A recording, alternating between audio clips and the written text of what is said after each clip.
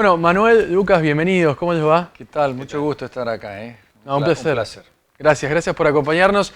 Bueno, una reunión aquí con la Bolsa de Comercio de Rosario, con su mesa directiva. Usted me comentaba recién antes de arrancar la entrevista que parte, digamos, del espíritu de esta reunión es, digamos, coordinar algunos puntos en común de instituciones que tienen actividades en común, también y quizá también una visión en común. ¿Me cuenta un poquito de qué se trató?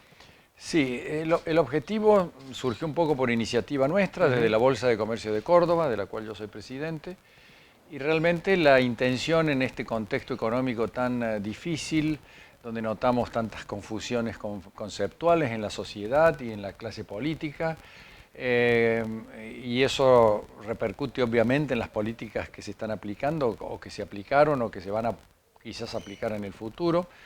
Y nuestro espíritu es tratar de contribuir a que esa falta de claridad conceptual se disuada, se trate de coordinar políticas que sean racionales y por lo tanto nos pareció que el hecho de venir a la bolsa a intercambiar inquietudes, a intercambiar propuestas, a conocernos un poco más, dos instituciones que somos importantes en el empresariado del país, en dos ciudades muy importantes como Rosario y Córdoba. Creo que es constructivo porque aglutinamos nosotros en Córdoba a un grupo empresario importante y Rosario sabemos que también muy importante, inclusive está la Bolsa de Cereales junto con la Bolsa de Comercio. Así que realmente ese es el objetivo supremo, tratar de unificar criterios, ver qué pensamos del país, de lo que puede suceder y en qué podemos contribuir. Ahora, Manuel, en un contexto, como usted dice, tan convulsionado, en Argentina lo que suele pasar es que justamente los sectores productivos son los que primero sufren, ¿no? A los que primero se les da el manotazo. Sí, yo diría que sufrimos, por supuesto, porque el país aún no ha podido consolidar un proceso de crecimiento y de desarrollo como debería haber consolidado en función de la riqueza que tiene.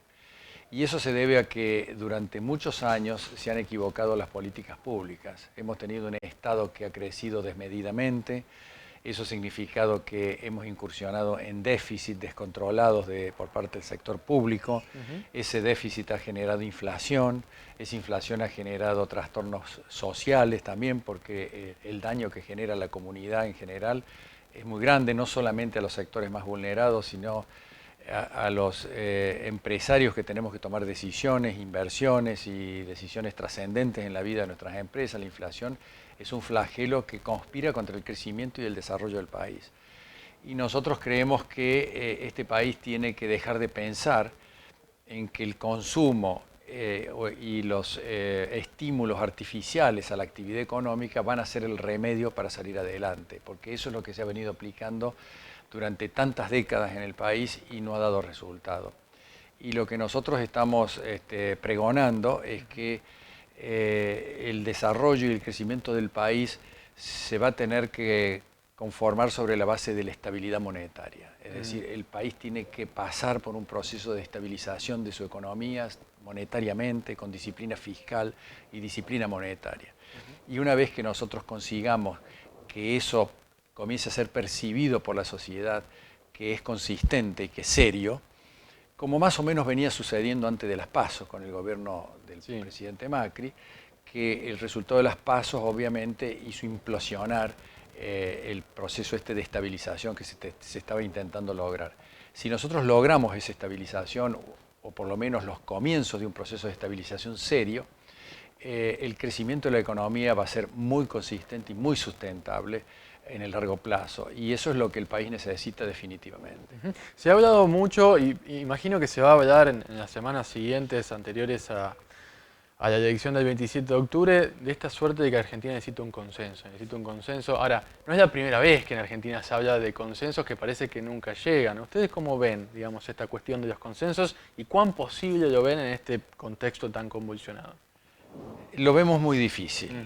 Creo que vamos a necesitar un presidente que nosotros pensamos que debería continuar el presidente Macri por una cuestión de coherencias conceptuales y convicciones que ha demostrado, a pesar de las dificultades que ha tenido para instrumentarlas y para llevarlas a cabo, en fin, en un país que estaba muy convulsionado con tantos años de populismo, de demagogia.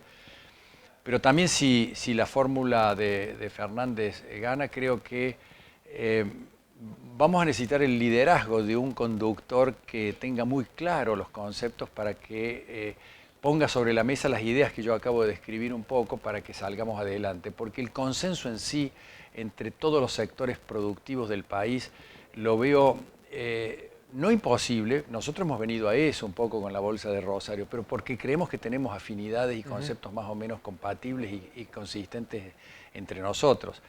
Pero vemos, por ejemplo, la Unión Industrial, que Argentina, que hoy está cambiando un poquito el eje de sus pensamientos. Y entonces creo que también ahí es donde nosotros vemos muy difícil que podamos unificarnos con empresarios que piensan distinto, que piensan que el país debe ser más cerrado, más protegido. Nosotros creemos que el país debe ser abierto, competitivo, debe dejar de que hay que evitar que el consumidor sea el que subsidia a los empresarios con una economía cerrada, porque al final los consumidores terminan pagando productos con precios altos e ineficientes y los empresarios no necesitan invertir ni modernizarse cuando la economía está cerrada. Y eso le hace un gran daño y le genera un gran atraso a la economía del país. Un tema que estuvo muy en boga en estos días a partir del fallo de la Corte Suprema de Justicia sobre IVA y ganancias es justamente la presión impositiva en Argentina, algo que se discute mucho y parece ser el común denominador a nuestros cíclicos fracasos, si se quiere. ¿Cuál es su opinión justamente de ese tema?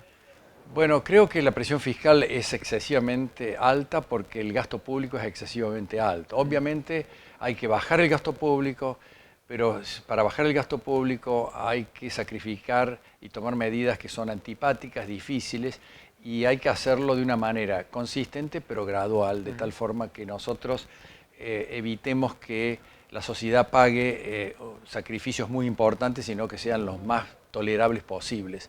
Pero obviamente tenemos que ir a un sector público que no represente el 45% del Producto Bruto Interno y por lo tanto la presión fiscal esté en esa cifra, sino que tengamos un sector público que esté en el orden a lo mejor del 30%, como en un momento a principios de la década del 2000 llegó a ser el 25% del PBI. Bueno, ahora está completamente desbordado.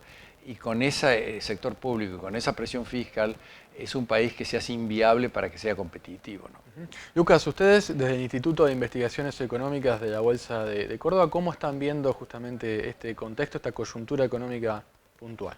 Bueno, estamos viendo una situación muy delicada en lo que es el cortísimo plazo. Argentina viene de una situación de mucha fragilidad que tiene mucho que ver con estos déficits fiscales acumulados a lo largo de una década y que a su vez nos obligaron a financiar ese exceso de gasto con financiamiento externo que hace la economía muy vulnerable a los movimientos del tipo de cambio.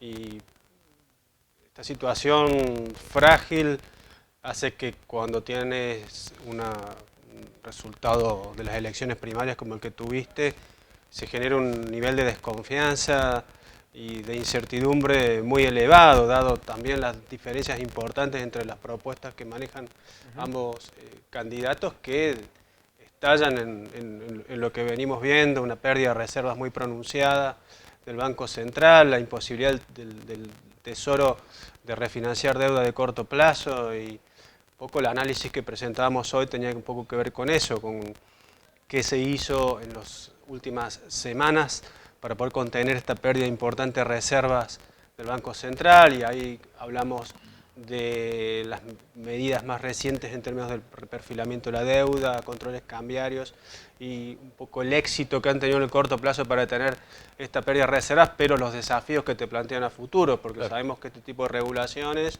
funcionan en el corto plazo, pero tienen costos elevados para el funcionamiento de la economía a mediano y largo plazo.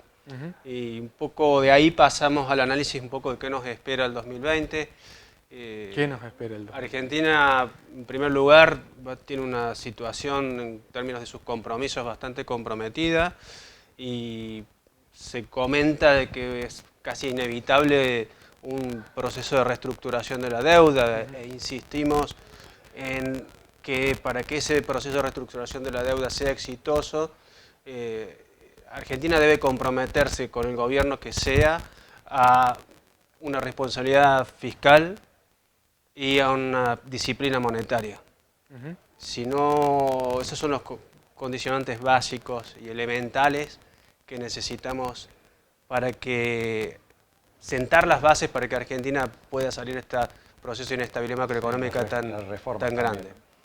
En primer lugar, hablamos también de la implicancia que tiene este tipo de restricciones que implican el reperfilamiento, controles cambiarios sobre el funcionamiento de la actividad productiva, y al fin y al cabo estas medidas, como te decía, son medidas de emergencia, de corto plazo, te ayudan, pero los incentivos que generan a mediano y largo plazo sobre la inversión no son buenos, y ahí tenemos que hacer hincapié en cómo incrementar la inversión a futuro, cómo hacer más rentable la producción argentina a futuro, en dónde enfocarnos en términos de la economía productiva para generar divisas para el país. Hicimos hincapié en las reformas necesarias en distintos ámbitos que no deben dejarse de lado, la parte de la política comercial es una de ellas, las regulaciones laborales, la presión impositiva que mencionabas es la más elevada de la región, entonces es muy difícil competir en el mundo en una situación tan desventajosa para nuestro sector productivo. La estructura de costos de las empresas tiene que ser competitiva si queremos salir a intentar colocar nuestros productos en el mundo. Lucas, Manuel, gracias por habernos acompañado. No, gracias a ustedes, es un placer estar en la Bolsa de Comercio de Rosario y poder participar de este debate de ideas, y en el fondo las ideas son las que nos van a permitir sacar el país adelante cuando logremos tenerlas claras y logremos unificarlas. Gracias. Muchas gracias. Gracias.